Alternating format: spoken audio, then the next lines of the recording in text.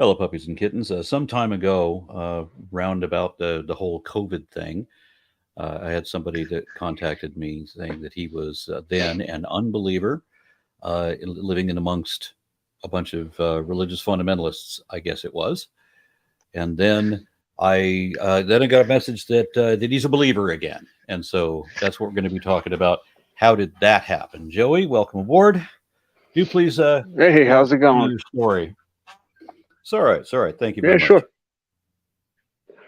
Yeah, so all right, a little bit about my background. So I grew up in the typical fire brimstone Christian household. We went to church every Sunday. It was you sinned, you went to hell, and it was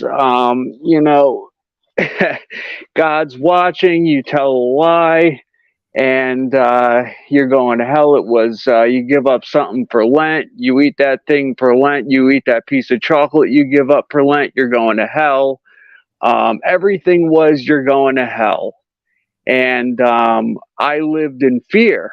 So I I grew up with a lot of anxiety because of that, and I grew up terrified of that, and I got indoctrinated with the whole CCD and all the communion and all that stuff, and you know I'm full Italian, so like that came with the culture, and that was like that's what you do, right? Like that's what you do, and like that's what your family does, and like I went along with it. I didn't really like question it because like that my skeptical side didn't come out yet. Like I didn't question anything yet because I was just doing what I was supposed to do at the time.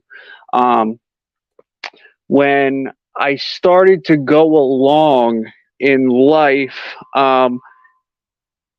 I started to pump the brakes on my BS alarm started to go off, right?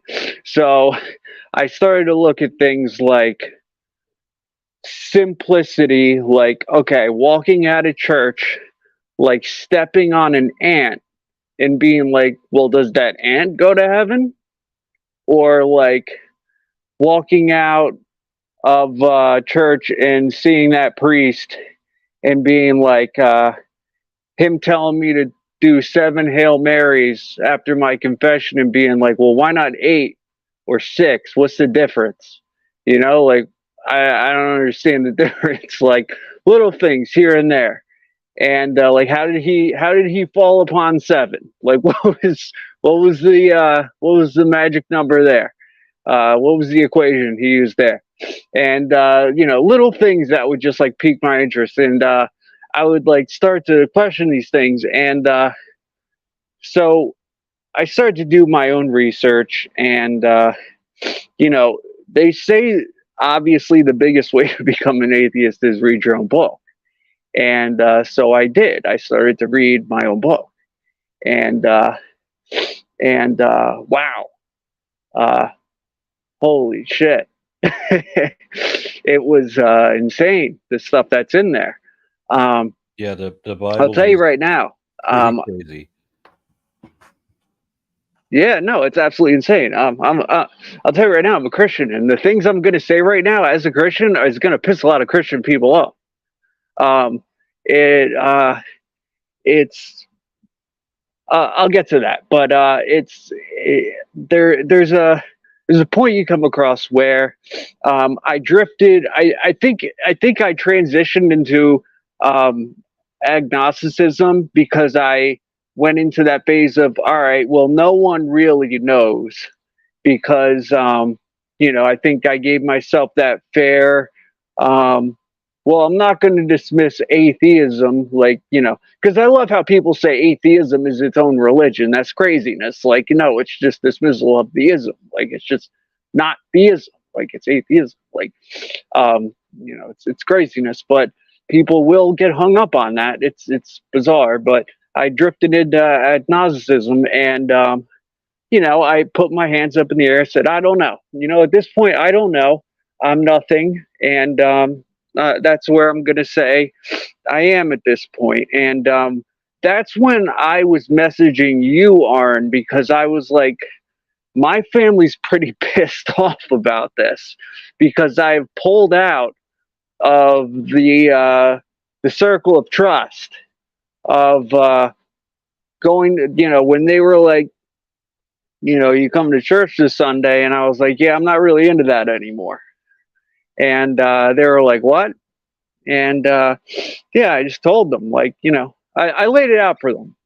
I said, I just started with the Old Testament. I said, listen, the earth's not flat. There's no firmament. Noah's Ark didn't happen. There's no talking snakes. I just gave them a little bit of rundown, and their jaws hit the floor, and they said, you're not our son. And that's kind of how it went. And I I felt comfortable admitting that I felt comfortable being in a position where, like, I knew truth, like I knew it was okay to be in like a truthful state, because like I hear you say it all the time. I think you should make sure it's saying the truth is what the facts are. I really think you should. But I say it all the time. The truth is what the facts are. Like is really is like it's like I feel better living in that than going around and saying that the fables were true. And so then I got educated on evolution. I took some taxonomy classes in college, and I learned about evolution. I learned about how these things work in our world. And yeah, I learned how the processes work, and I educated myself further, and it only just added to the cause of I created a. For a moment.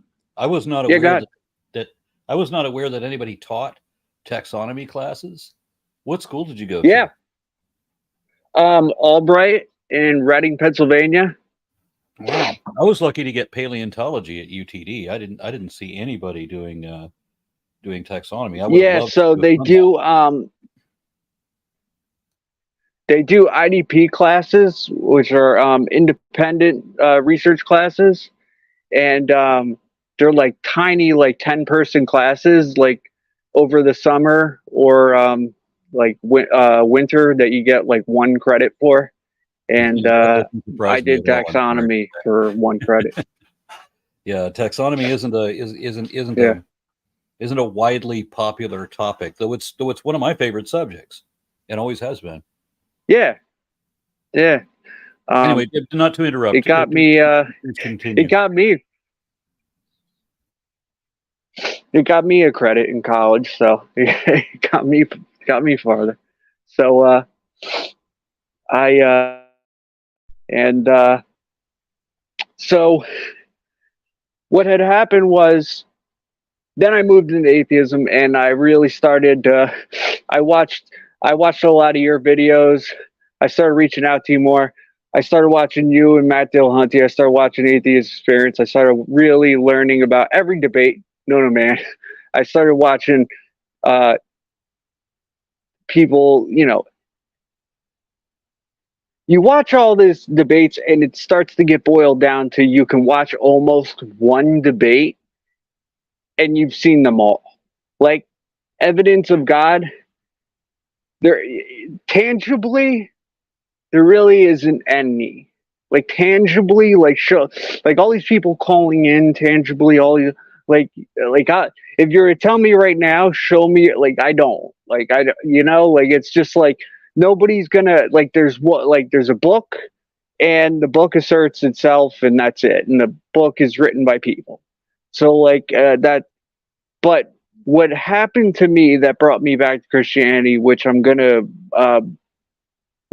which is the point of the discussion, is so in right after college, I developed a really bad drug problem after college, and I was doing drugs after college, and then I got sober for 5 years. And I was sober for 5 years, and I was actually um, working a full time job, and I was living in Florida, and I had a girlfriend, and that whole life was behind me. And I got in a really bad car accident.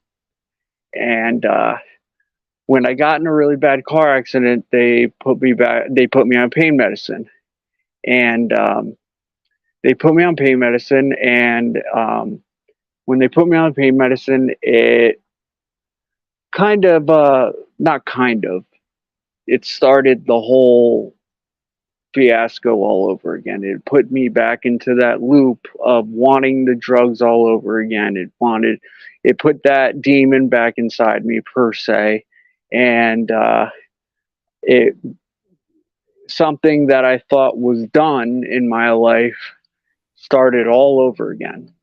No, I can And sympathize because there's an old saying that for like smokers, the only addiction I ever had was smoking.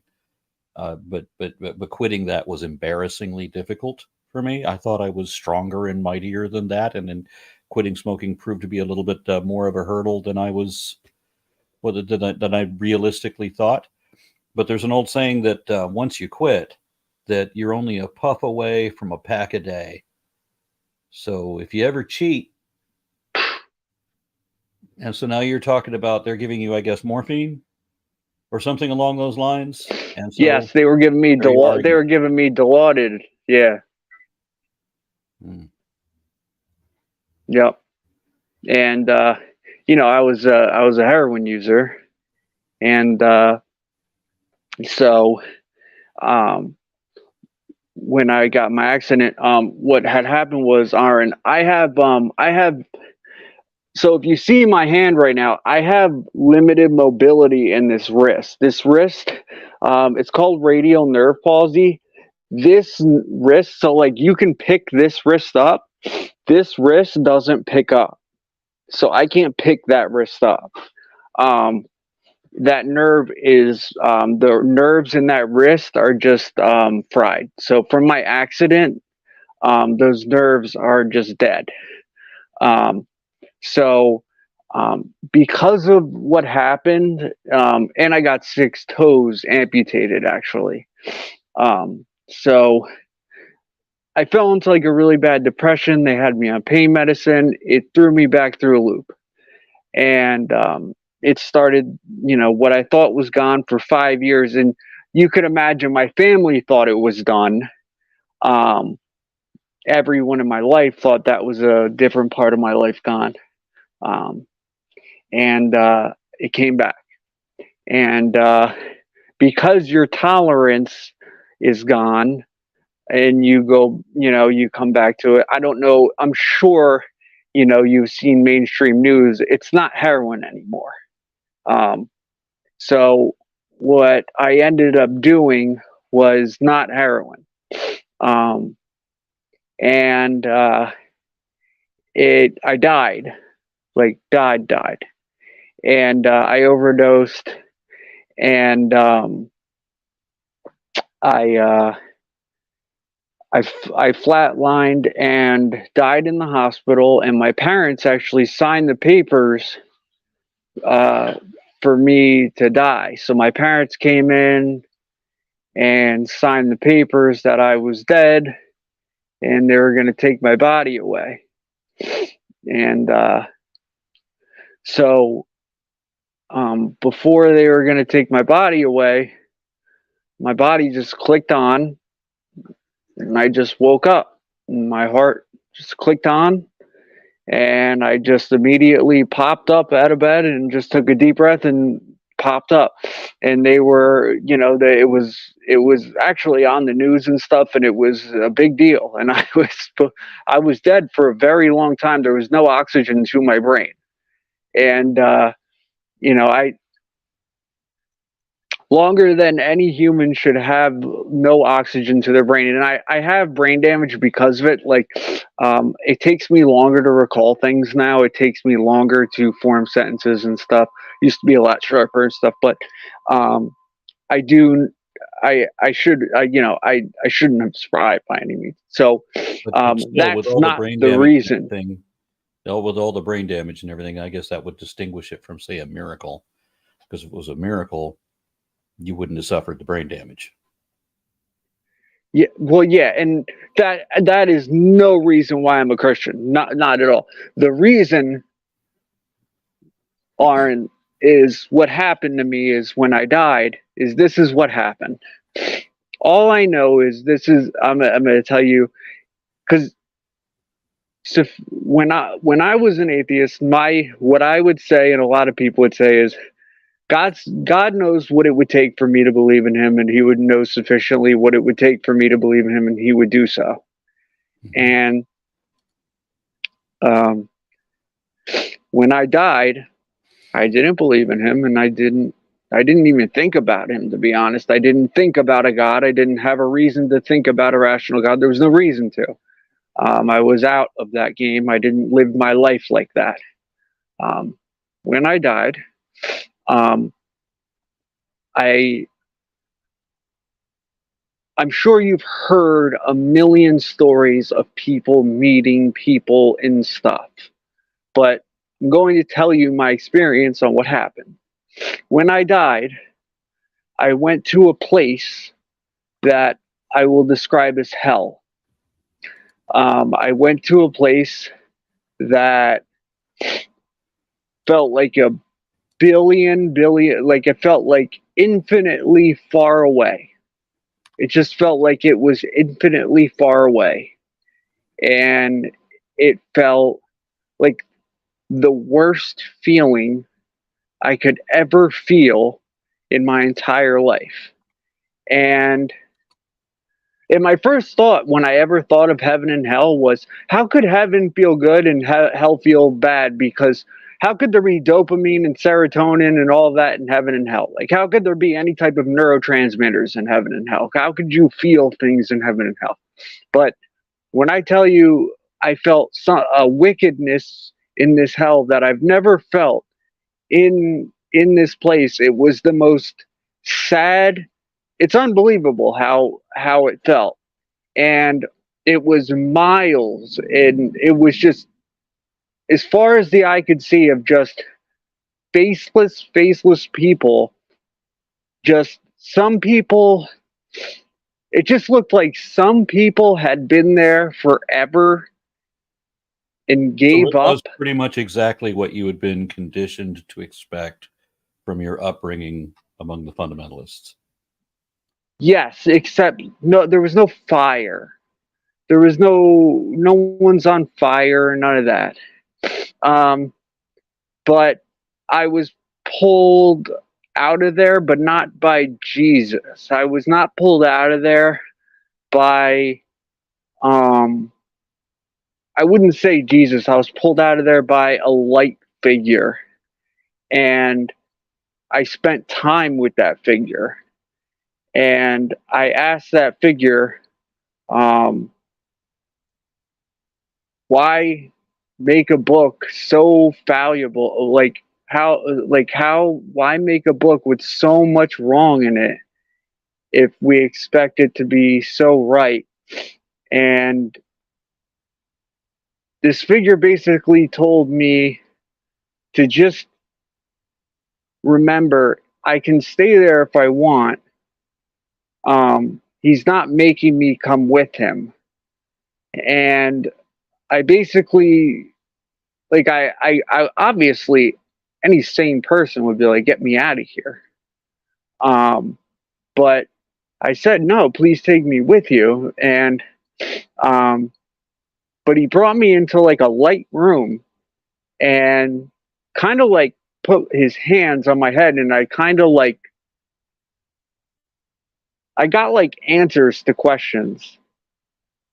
And basically, the answers I got were that a lot of the shit in the Bible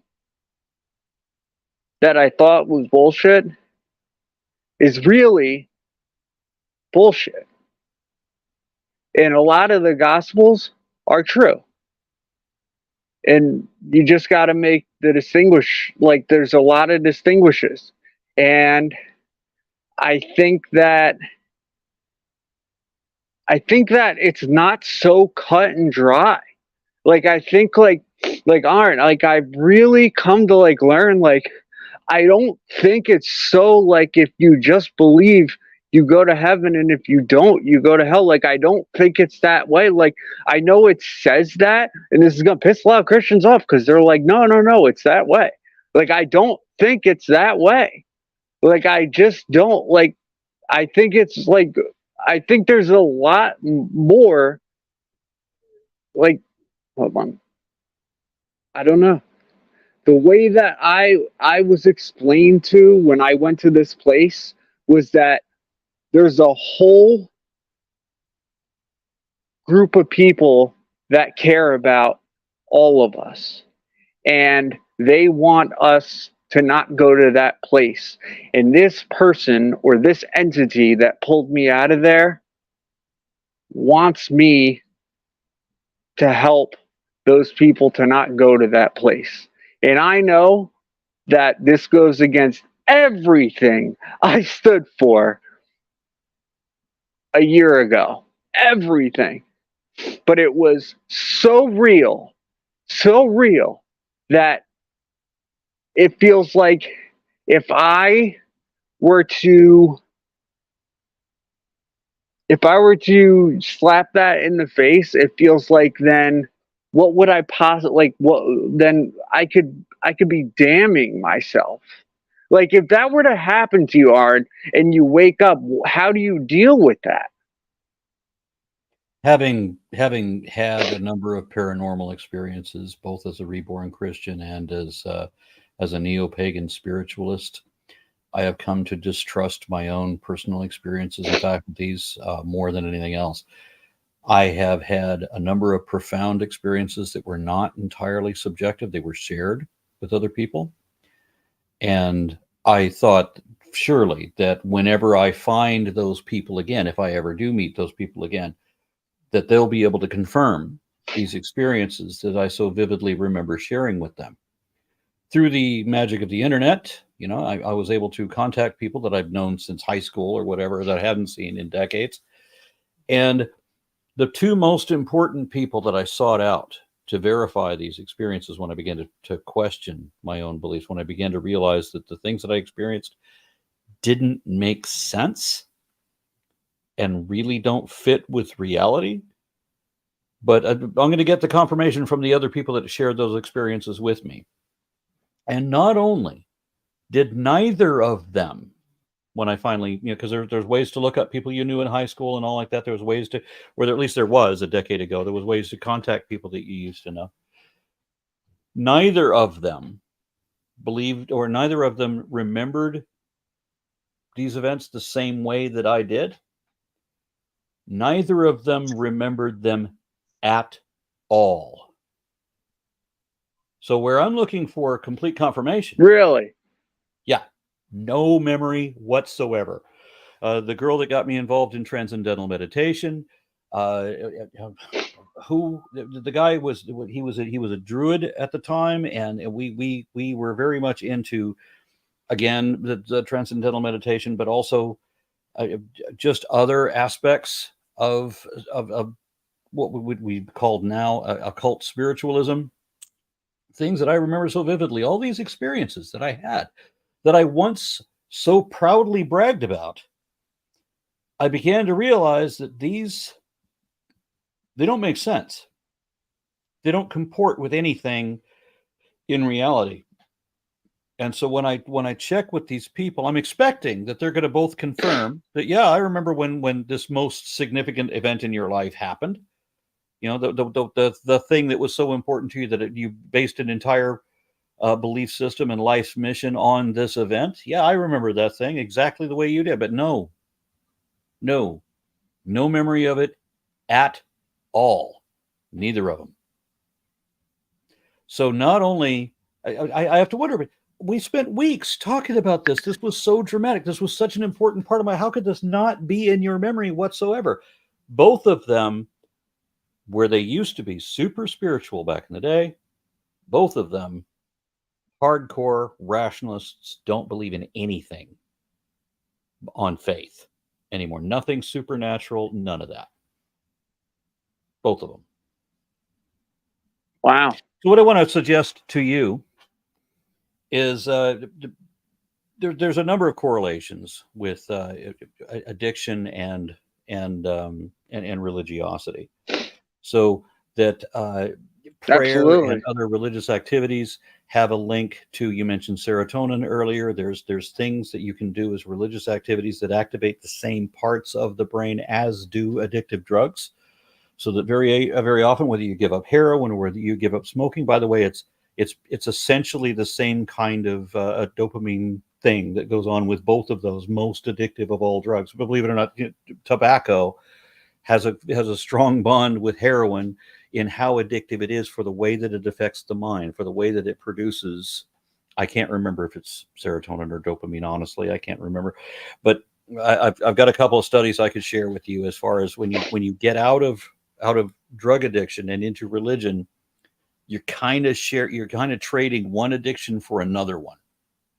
And then there's another study, and I'd be happy to link both of them for you, where rats, a number of laboratory rats, and I hate that science has to progress this way, but they cut off the oxygen to a number of rats. I don't remember how they did it, but they're monitoring their brain activities. And what they notice is that there's a period of 20 to 30 seconds where the rats there's no oxygen going to the brains at all. The rats are dying, but in the throes of death, they have moments of hyper consciousness. Now, this is one of those situations where, because of adrenaline or what have you, that everything seems to slow down and you experience everything in a more hyper conscious way. Right, you see everything going past you see everything moving in a slow motion because you have to react at a much higher speed. The brain is going desperate to try to save itself in the throes of death. So, and it has like that fill in the gaps mentality. Well, where like your brain will fill in the gaps. Yeah, and so if you were raised Christian, very often people will have a near-death experience that seems to them that you got the long dark tunnel, or you have the meeting your grandparents, you're meeting your relatives or whatever, whoever you from your memories are most important to you. But if you were raised in Hinduism, because a lot of Hindu people have had near-death experiences too, they come back with having personally met their gods, their patron deities. They come back saying that they now have proof of reincarnation, which would effectively disprove Christianity. But these are the kinds of claims that they make, so that the Hindus' near-death experiences and the Christian near-death experiences contradict each other. And of course, atheists tend usually not to have any such experience at all unless it was deeply ingrained in their childhood. It's something that my friend Daryl Ray wrote about the God virus. When you have a kind of addictive attachment to, like, if you take more an opiate again, that it reignites the opiate addiction that you used to have. You have what you would consider a religious experience. It attaches to the religion that you grew up with as a child. That's what he calls the God virus. It remains dormant in you until you have an experience that connects to that. And Joey, you seem to be connected, but your camera is off. Not that matters. Can you hear me? Oh, no, I've lost Joey. Okay. Well, I'm going to give a couple of minutes and see if we get Joey back. If I do, within a moment or two, then I'll upload this video as it is. And if I don't, well, I don't know if I'll re-edit it. Yeah, here he's coming back. Joey? There he is. I don't know why you dropped off for a moment. Nah, it's my Wi-Fi. Sorry. No problem. No problem. So did you hear everything I was saying? there? Yeah. Okay. So your Yeah. thoughts, sir? Um. Yeah. Well, I guess. I guess what you're saying is when you're raised a certain way with a certain mental image of what a certain thing looks like, your brain has a particular way of what a preconception of what something is supposed to look like, and when When you're a dying, you have a situation set of expectations. right, and then when the situation does occur, your brain kind of kicks in the tape of what's supposed to happen anyway, and then it kind of broadcasts already what's going to happen, and then you're kind of programmed already as to what's going to happen. So, like, I understand what you're saying, um, and I've thought about that, and I have thought about that. The the thing that keeps me up at night is the vividness of it and the the questioning of asking why things seemed so, like, I asked. Of course I'm going to debate the religious figure in that comes down to me in hell and asks me if I want to come out, and I tell him, why does everything seem so unreal in the Bible if it's meant to be real? And he tells me that not everything in it is real, it's fallible, but you need to change people's hearts and bring them to me.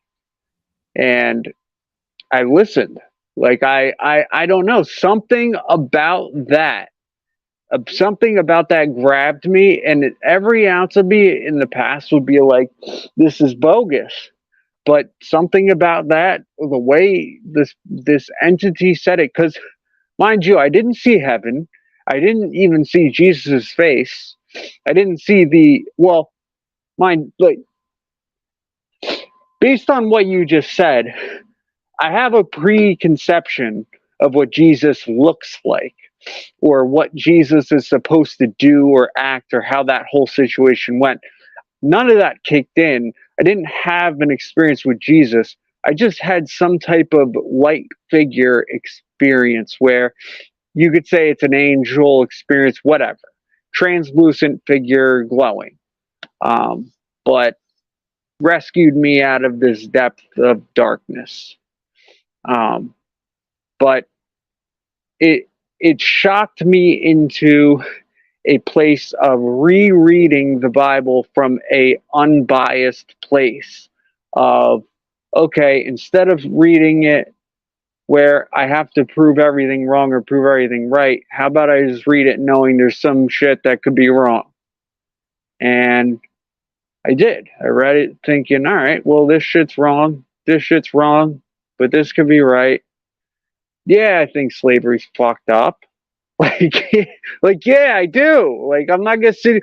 Like, some people defend it. Like I watch some of these people. Like, I watch like Cliff and stuff, and I watch like some of these people defend stuff to a T and twist it and like hang on to a T on these things. Like, I'm not gonna sit there and defend. Like, some of it's really messed up. I know it's violent times. I know there was very violent times, but I can't sit there and Do you excuse some of wonder? it. Do you wonder that? I mean, I wonder that if there was a God, really, I don't think the God would be so terribly provincial. If he created the entire cosmos, I don't think he would be so specifically Jewish. For one thing, I don't think that he would have sent a prophet to the Jews, or a handful of prophets to the Jews and no prophets to anybody else. Or if he did send prophets to other people, to the Buddhists, to the Jains, to the Muslims, to the Mormons, and so forth, I don't think they would all be so dubious, all of them so questionable, all of them so violent and dishonest and bigoted and Yeah. ignorant. And I don't think they would all contradict each other quite so vehemently. I think I think if God was imparting his divine, ultimate, absolute truth to anybody, then they wouldn't be hating everybody else. I'm kind of thinking that way. You asked the same first question that I would have in that situation. Why would you give us a Bible that is absolute bullshit and tell us that we have to believe this? Yeah. And then when the being tells you that you need to go out and win souls for Jesus, my next question would be why? Why do people have to believe? Why do they have to? What's the Why does gullible it part matter? about? Why does it not matter whether we're good or bad? Why does it only matter whether we believe? Or what or whether we believe? Whether we believe in the right set of lies or we're going to go to hell. It's not an issue of morality. It's an issue of gullibility. There's no option for a good and charitable and kind humanitarian atheist to ever end up in heaven. But No, the you're most right. vile of all sinners can get there if they're Christian. Yeah, Hitler on his deathbed can accept Christ. Hitler didn't have to wait till his deathbed. Hitler spent most of his life declaring his Christianity, both publicly and privately. Hitler's got a Yeah, secured spot. See, I think that's the thing about me being a Christian is people are going to hate on me about me being a Christian, and that's the thing about my cousin and me are very open about our Christianity is that I don't agree with it. I'm on board with it, but I don't agree with the way the rules are. You know, like Well, let's just ask about that. Let's just ask about that. So, you believe in hell still? Currently, yes. Yeah. Okay. That was the first thing I had to let go of. As a Christian, that was the first thing I had to let go of because hell was inconsistent with God. Hell is something that was created by the clergy because the impossible promise of the posthumous reward wasn't good enough because people would think about, well, just how really good is heaven? Oh, we all have mansions. Why do we need shelter? We all have streets of gold. While that might look pretty, if there's no traction, streets of gold would not be safe, especially not if you need to live in mansions that have shelter. Shelter from what? So, yeah, what do you need shelter for in heaven? it only takes a few seconds to realize that the promises of heaven are bogus. Okay, so what we get to spend absolutely all of eternity kissing the ass of a telepath who thinks that you better be thinking pleasant thoughts. You better be telling me how awesome I am because for whatever reason, I as a human being really care what the opinion of the ants in my ant colony is. That they better tell me how wonderful I am because if they don't, well then my inexplicable insecurity will cause me to rack my wrath against them. None of that is realistic. So hell was made up for the people who thought too much because the impossible promise of the posthumous reward is now counterbalanced with the threat of a fate worse than death, where you can spend all day thinking about hell and it just keeps coming out worse. So that's why they invented it. If there really was a God, there wouldn't be a hell. There's no need for it. You can't say that God is just because hell is not. God is not righteous because hell is not. God is not a proper judge. There's no justice in hell. There's no way to make it back. There's no way to there's no what is the word for when you have like to do retribution? reparations? There's what I think what I think that the American justice system largely lacks is that it's based primarily on justice, or excuse me, is based primarily on vengeance, punishment, and not so much on compensation, rehabilitation. Not so much of the criminal himself, but there's got to be ways where the victim can be paid in terms of fines, or that there's other ways of making it right. I agree. Yeah. With hell, absolutely pointless. You get to spend an eternity, 11 jillion years times 11 jillion to the power of 11 jillion, and you're all of just it. getting started. Yeah, and you just and all of this is just mindless, fucking merciless torture. I almost said goddamn torture, which I'm surprised that I stopped myself from saying that, because I'm not religious. I shouldn't say things like goddamn, but you know what? This is appropriate. It would be goddamn torture. It's literally that. But it makes no fucking sense. There's no reason to do it. If there was a God at all, there could not be a hell. God, if he was anything worth worshiping at all, would not allow there to be a hell. You know what I wonder the most is, and I want your opinion on this one, is, and I know what you're going to say. I mean, you don't believe in God, so this is going to, there's nothing to say about this one, but I do want your opinion on this one, is why make a universe so big if you're going to believe in a God? You know what I mean? So that's something I struggle with. I do believe I like the fine-tuning argument, that the universe is fine-tuned for life. Although everything wants to kill us. The only life we know of can only exist on a fraction of the surface of this one mote of dust in all of eternity, in 78 trillion light years or whatever it is. That's a little extreme. And where everything else, where life might be able to exist, is so far away that even with our advanced technology, we can't figure out how to get there and still be alive when we arrive. I had a pastor tell me, how do we know that they haven't fell into sin? Like, how do we know that life hasn't fell into sin? Because there's no such thing.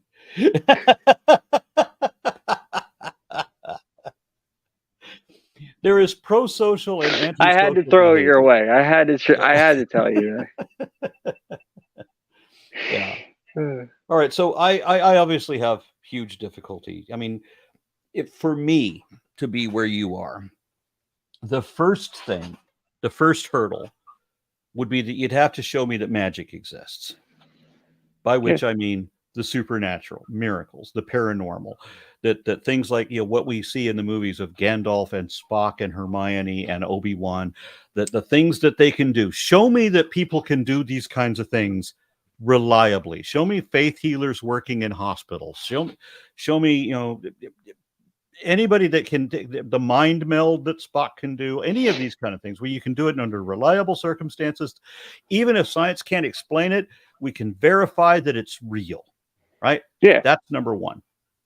Because gods are made of magic. So if there's no magic, there's no gods. Then we got to show that there's a God, right? Well, then there's another hurdle, because the Bible is no help, and neither is the Quran nor any of the scriptures penned by men, for the reasons that you've already pointed out. They're all full of idiocy and bigotry and stupidity and ignorance, right? They're absolutely wrong about practically everything. There's a river called Euphrates and a country called Egypt, but there's not a whole lot else that we can show to be right. And a whole lot that we can show is absolutely wrong. So then when we get past magic, therefore gods are at least possible, right? So then we can discuss gods. Now we got to get to Christianity, and that's where you get a whole nother wall of contradictions and absurdities. Why would we have Jesus being crucified for what? Stop. I'm not even going there. It's circular. I'm not playing the game. Exactly. There's no reason for a Jesus. There's no that he came down on a weekend to kill himself. All of it is absolutely vacuous. This is part of the reason why Islam is on the rise faster than Christianity, because Christianity has all of this baggage. Well, the Quran is bullshit, though, man. The Quran is bullshit, quite obviously, but nobody reads the Quran, just like nobody reads the Bible. Most people don't read their scriptures. They just believe what they're told to believe because the political powers that be will punish them if they don't profess belief. Is honestly what it is. Right. But Right. Islam has less baggage attached to it than does Christianity. So the less Right. baggage that you have, all you got to do is believe that there's one God and Muhammad is his prophet, and all you got to do is be good. They don't tell you what be good means. Yeah, and it's very tell you, be generic. good. Yeah, and then you'll be saved, and if you're bad, then you'll be damned. Everybody understands, hey, if I want to stay out of prison, try to be good. That's the kind of way. But they don't tell you that be good means believe, and that not believing means doing evil. Right. They don't tell you that part. But with Christianity, you've got to believe all this. Jesus is the Son of Himself, who is God's physical incarnation on this planet. Oh, but that's only according to some Christians. Some of the people with the absolute truth. The other people with the absolute truth completely disagree with these people with the absolute truth, because their absolute truth is violently different. And their I think the problem with Christians is they spend too much fighting with each other, and then people are like, look, they can't even get their story straight. Wouldn't you think that alone would kind of indict Christianity as if there is a God, if God was real, if there really was a God, Christianity would still be false, and so would Islam. I agree with Islam. I have to say that. Christianity has more problems than Islam does. Islam's got a bucket of issues, but Christianity still has a few more problems than Islam does. Now, Islam, if I'm not wrong, came what, 660 years after? 700 years ago, as I remember. It was like, or excuse me, 1400 CE, I think it was. Or okay. I'm getting that backwards. 700 CE, so 1400 years ago. Yeah, that's what it was. Sorry. Okay, yeah, but I do know that it's. I mean, if you consider Catholic Christian, or it depends on your definition of Catholic or Christian, it could already be above Christianity. Yeah, that's an important point, and I argue this with evangelicals all the time. The Protestants always tell me that Catholics aren't real Christians; they're Mary worshiping pagans. Okay, do you realize there's more then Catholics Islam than there are every other Christian denomination combined?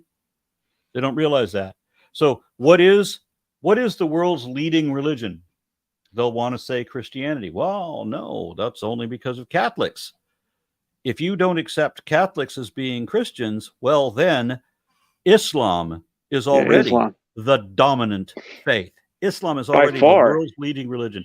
And then after Islam, Hinduism, and then Catholicism, which would have to be considered a separate religion at that point. And then what the few Protestants would say is Christianity is either fourth position, or if they exclude Mormons and Jehovah's Witnesses and a number of others along with them, then they're after the Sikhs. So Muslims, Hindus, Catholics, Sikhs, then Christians. Well, yeah, Christianity's holding on to the Catholics. I don't know why they want to exclude them. A lot of Christians will say that practically everybody else is not Christian, only they're Christian. So Protestants, so I live in Texas, and we have a different kind of Christian maybe than what you have in some other parts of the country.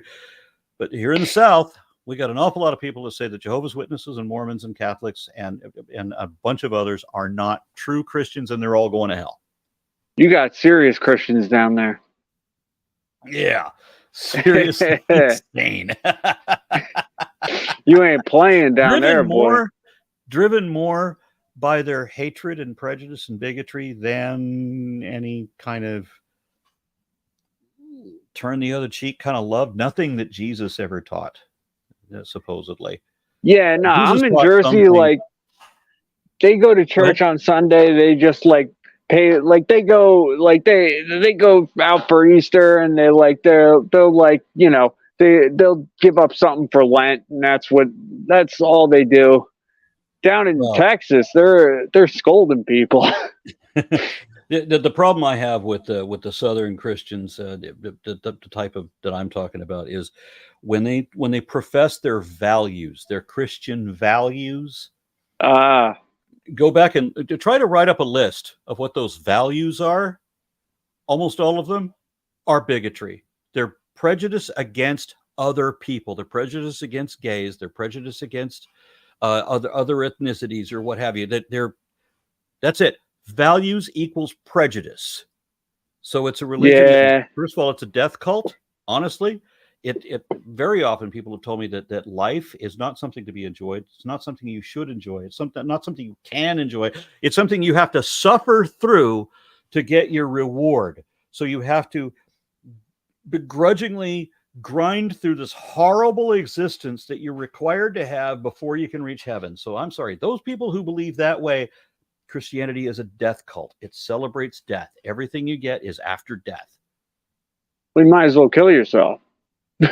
But you can't, because they wrote in that rule. Because when they said that, they realized that people are now killing themselves so that they can get into heaven. And we got to stop that, because they're not plowing my fields, they're not building my churches, they're not paying me their tithe. Right? Right, they're I'm cheating. the religious leader, and people are just killing themselves. So we can't do that. We have to write in something so that they can't kill themselves. They have to serve me and pay me and reward me and give me alone time with their children, and then they can die when they're no longer of use to me. That's the way religion works. Right. That's funny. I empathize with your personal experience. I've had personal experiences like that. I would, if I had experienced the same thing you did, I wouldn't come away as a believer. And even if I thought that there was a God, that experience wouldn't have convinced me of that. But if I thought there was a God, there's no way it could be Christianity. Christianity is false no matter what. I knew you'd say that, but if a God exists, God would have to say, no, that's stupid. Anyway, I don't know where else we can go with this. I will give you the last word. We'll have to close this up. So yeah. Take a couple of minutes if you like, and make a parting message. No, I appreciate you having me on, Aaron. Everything I said, I'd like to say that my name is now Joey Barely Christian Specs, and and I had a really good time with our conversation, and I'm going to keep it short, and I hope you have a good night, Aaron. Thank you kindly, sir. Yeah, buddy.